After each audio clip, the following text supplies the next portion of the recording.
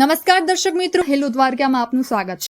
આજરોજ દેવભૂમિ દ્વારકા જિલ્લાના Mithapur police station વિસ્તારના દરિયાકાંઠે એક અગાઉ અમને જે માહિતી મળેલી હતી તે બાબતે કે એ દરિયાકાંઠે એક ધાર્મિક દબાણ ઊભું કરેલું હતું, જે ધાર્મિક સ્ટ્રક્ચર છેલ્લા 40 વર્ષથી કાર્યરત હતું.